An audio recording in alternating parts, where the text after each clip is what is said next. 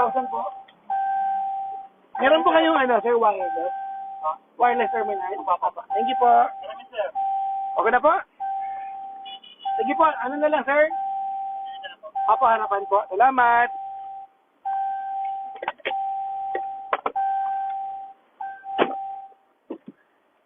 So, yun. So, sabi niyo, sa motivation ko, siguro talagang tinamaan lang ako emotionally nung nawala yung business ko. Ang sakit nun, guys. Alam nyo, nag-vlog ako noon, malungkot ako, pero yung totoong pain, walang magpapaliwanag sa inyo kasi parang nag-uumpisa ka sa buhay ulit eh. Nire-reset mo yung buhay mo ulit kasi nawala, di ba? Parang, alam nyo, nung kumita ako ng malaki, hindi naman ako, ako noon eh, hindi ako bumili ng bahay. I did not buy my own house eh. Oo. What happened was, nagnegosyo ako. So, masakit yun, no? Masakit yung part na yun. As in, malala. Ano yun? It's worse than breakup. Kasi, yung breakup, isang bagsakang iyak, you'll recover. Alam mo, jojowa ka lang ulit na iba. Ganun ang breakup eh. Teka lang guys, babayad lang dahil. Ay, sure, boss, nasaan po kayo, sir? Meron po yata, ma'am. Ito po ba yan? Opo. May wireless terminal po kayo? Meron. Dito na lang po. Okay. Thank you po.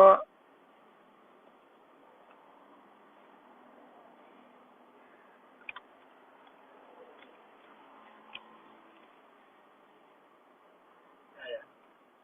So, lang guys. Shit. Yun. So, yun? Ang lala nun. Ang sakit nun. So, anyways, siguro tinamaan lang talaga ako, kaya medyo naglaylo ako. So, pag-isip-isip ko na balik ako sa pagnenegosyo, di ba? Sarili ko ng product yung ibebenta ko.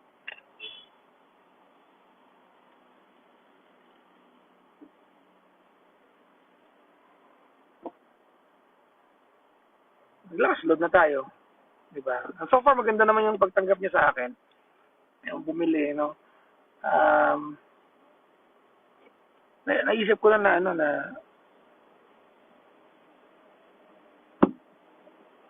hindi naman nakakayaman tong ko eh. Itong negosyo ko eh. Pero nakakatulong. Diba? May konting kita, nakakatulong. Okay na yun. Doon ako, kontento na ako doon. Happy na ako doon.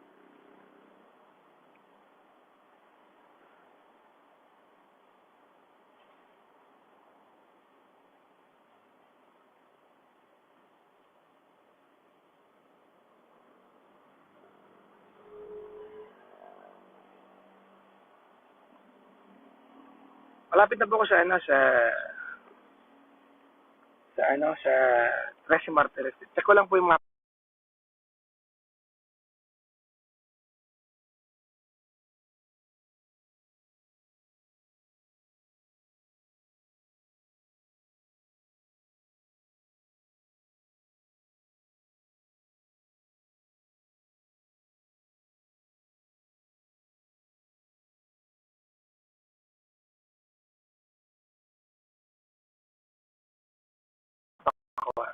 sir, ipapasok po ito kasi debit dito.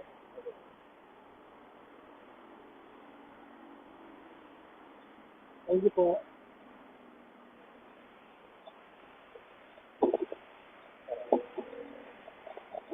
Lang po, wait lang.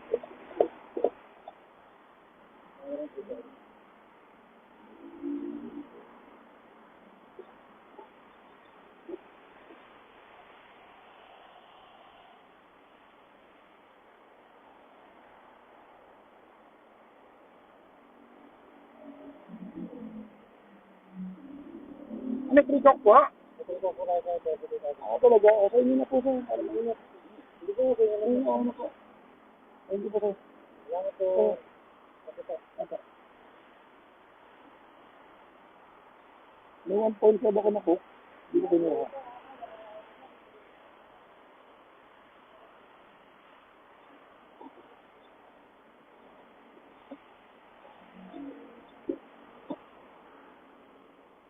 May 1.5 ako na po. Ayan. ko na lang. Okay, asa na ba ako? Ano ba kinikwento ko? So yun guys, no? So 5 days ago, nag-launch tayo. And so far, okay yung pagtanggap.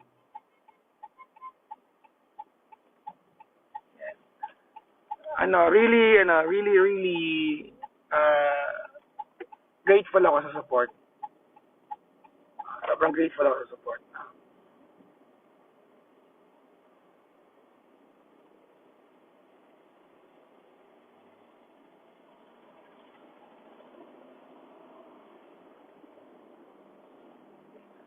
I wouldn't have done it without support. So, ay po salamat. Sana makatulong. Sa mga naka-purchase na, thank you very much. I mean, ano tawag nito?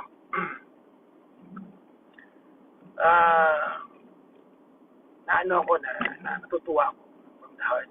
I'm really, dati ko napupunta rin sa Paddy's Point dito. Wala rin Paddy's Point dito. Sobra akong grateful. Tsaka magkasama na kami ni Ate Nemi ulit. Ayan. Sa mga nagtatanong po doon, alright, sino si Ate Nemi? May mga nagko-comment kasi na gano'n.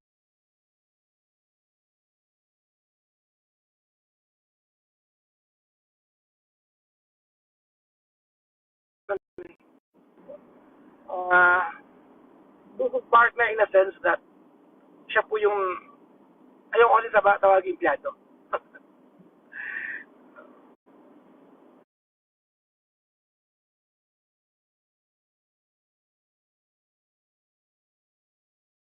Kasi she's more than just an employee. I gave her some perks and benefits. Siya po yung dati kong OIC sa salon. Siya namamahalan sa salon ko. Na-meet ko po ito si Ate Nemi 13 years ago. Ano po siya, siya po ay parang in charge po siya sa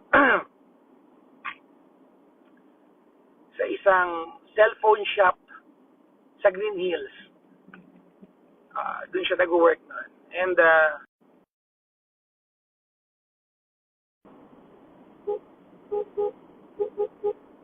in charge ko sa cellphone shop sa Green Hills. Tapos bibili ako sa kanya ng cellphone mga alas 10 ng gabi na ako. When she left, nung nag-design siya doon sa cellphone shop na yan, kinuha ko siya bilang cashier lang muna sa salon ko.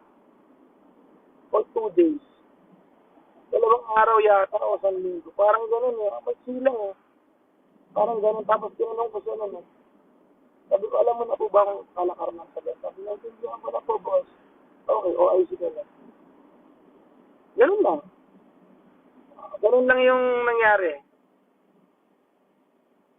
So mula noon, more than a decade until now, magkasama na kami sa pagnenegosyo. Although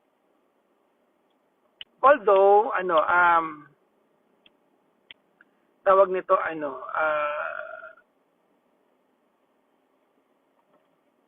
teka lang. Mag-left turn lang po tayo. Nung pandemic, medyo natigil kami kasi nawala yung salon eh. So, sobrang grateful and thankful ako na. It's rare that you find someone na kaya mo pagkatiwala sa kanya yung hard-earned money. Diba? So, ginawa ko, Ate Nems, ang ginagawa mo sa buhay, wala po, sa bahay lang, may trabaho naman lahat ng anak ko, okay naman ako. Okay, Ate Nems. Sige, sabi ko sa kanya. Sige, Ate Nems, ganito gawin natin. Sabi ko sa kanya, may kinokonsepto akong negosyo. Sama ka ulit? Sabi niya, oo naman boss. Sabi niya, mag-PM ka lang sa akin. Sabihan mo ako pag ready na yan.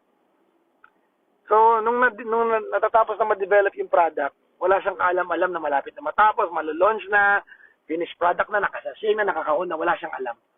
Clueless siya. And then one day sabi ko, Ate Nems, luwas ka, meeting tayo bukas. Okay, boss. Nakakatawa. Pag luwas niya, Kumuha kami ng bahay. Tapos, bumili kami ng higaan niya. Automatically nagbago yung buhay niyo. Taga Makati na siya ngayon. Pero happy naman si Ate Nems. So, yun. So, mga tanong po sa akin si Ate Nems, matagal ko na po siyang, I don't think I'm going to do any business na hindi siya kasama. So, malapit sa puso ko sa Ate Nems, kumbaga family ang tingin ko sa kanya. Check ko lang pinapakawin.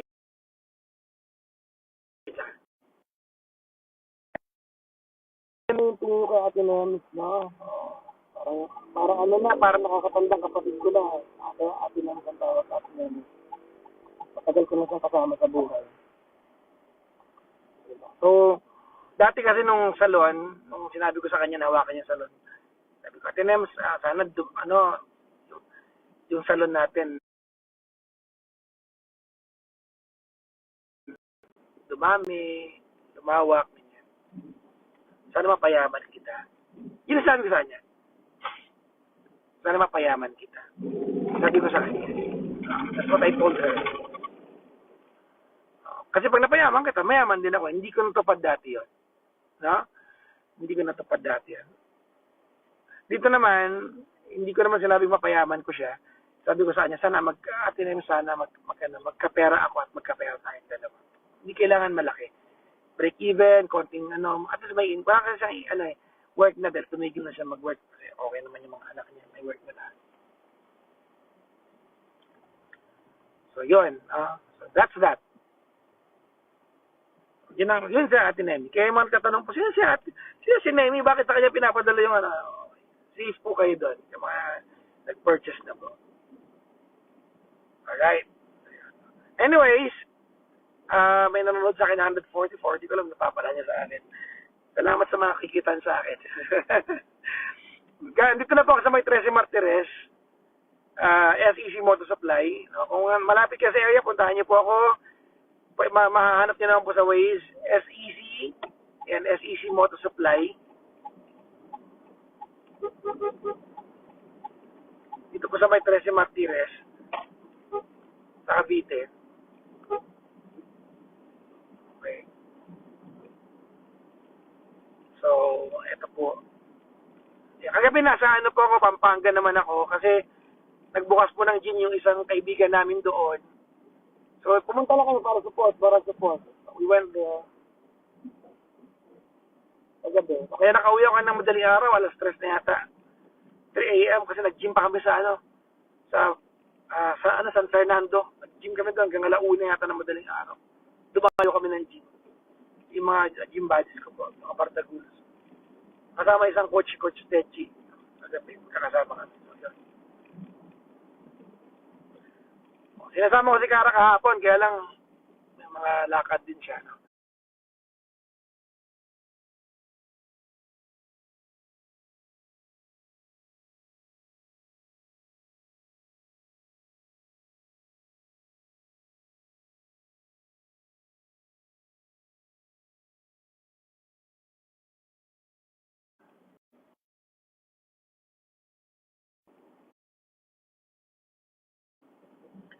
Ayun, sa lahat po ng mga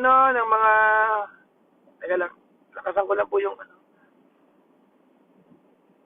sa lahat po ng mga purchase, nakapag-try na po ng beverage. Thank you. Mula sa kaibuturan ng aking puso. Maraming salamat po. And sana this is a business that will last a lifetime kasi maganda po talaga siya. Diba? Maganda po talaga siya. It's really good for your health. Very, very beneficial. Maganda sa kalusugan. At tumatanggap po ako ng reseller. Umuunang kahala ng kaunti, diba? Pero tumatanggap po ako ng reseller. Ang puhunan po ay 60,000, 100,000, tsaka 160,000. Tatlo po. Palaki ng palaki yung tawag doon, yung investment. Palaki ng palaking kikitain. So, yun. So, ano yun? Bibili ka lang ng product. Bibili ka ng bulk order. Bibenta mo siya at SRP. Hindi makikita. Malaki kita. Pero sa mga gusto, dami na inquire sa akin na mag-reseller. Ang sabi ko lang muna sa kanila, wag muna sila mag-reseller. Bili sila isang box lang muna. Try nyo muna yung kapahirap magbenta pag hindi nyo na-try. So, kailangan, inumin nyo muna yung kape, tingnan nyo muna yung effect sa inyo, tsaka nyo ibenta. Yun, oo. Inumin nyo muna yung kape, bago nyo ibenta. Diba? Oo. Para at least, pagka tinatanong ka na ng mga customer mo, ano pong benefit, anong pong may testimonial ka na, galing sa'yo mismo. Oo. So yun, mga business minded dyan, bili muna kayo ng 1 box.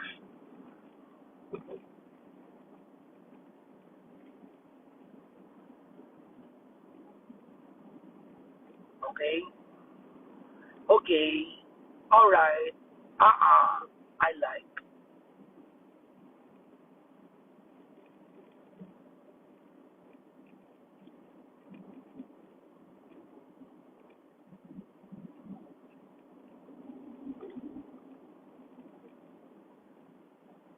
So, nasa 13 Martires na ako, nasa bypass road. Ang laki naman ng kalsada na to. Ang laki, parang bago pala ng kalsada na to. Nasa bypass road na ako.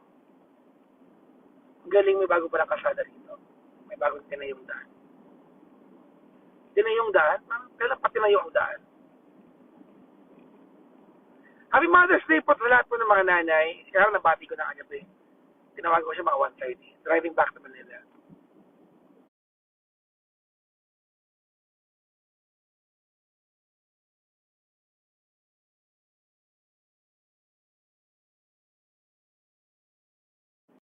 Wait lang po, check ko lang po yung maps ko.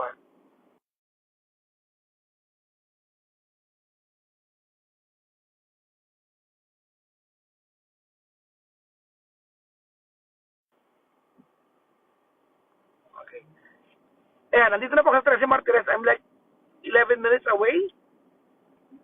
Dun sa pupuntahan ko pong SKC Motor Supply. If you're here, come see me.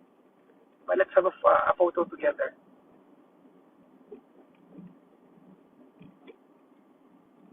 Kaya rin ako hindi nakakapag-motor lately because na-busy ako dito. The only free time I have is the gym. Nothing more, nothing less.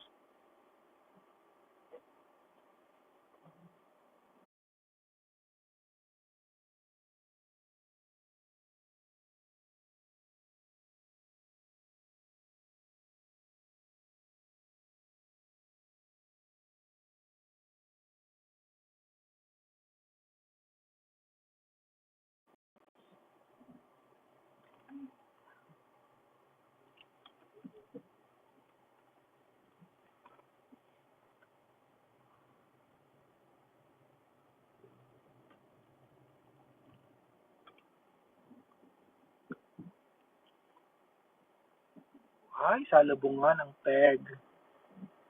Grabe, gravity.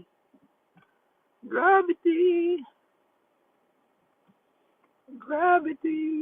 Gravity. Gravity.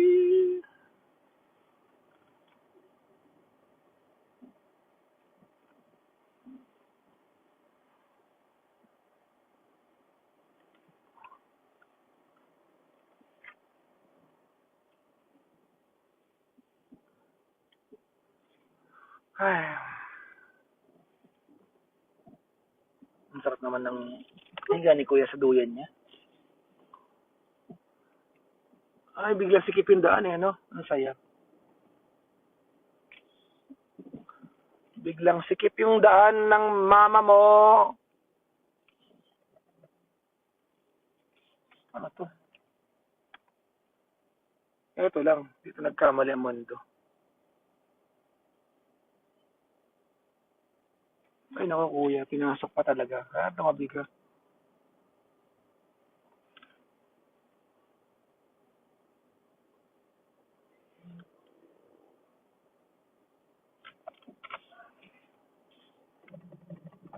Ay, nako.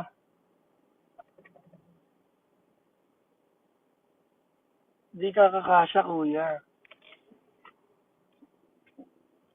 Ay, nako. Sana hindi mo pinasok. Pinabayaan mo ka makalusot. O, di problema natin dalawa to ngayon. Ano to, papugian mag-drive sa lugar na to? Oo. Nako. Anong buwan po yung road widening para makadayo ako ulit dito? Ayan na ba ako yun? Ayan. Okay.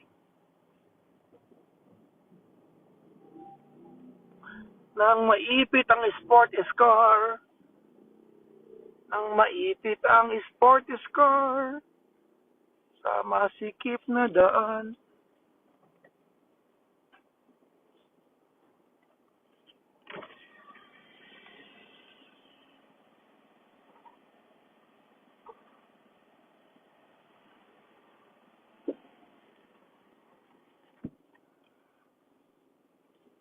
Nagkaumpugan ng side mirror.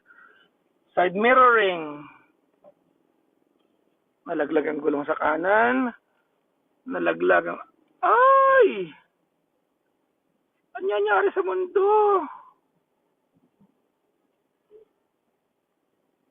Ano nangyari? Actually, ganyan ako kahit hindi ako nakadahit. Ay, ano. I talk on my own. Check ko lang ba yung mga pang... guys, ah.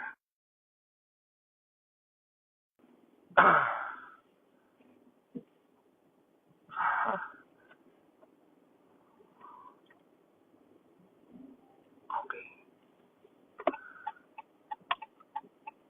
No!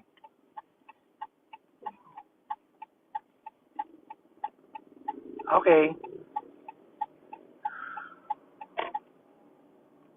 We are here na.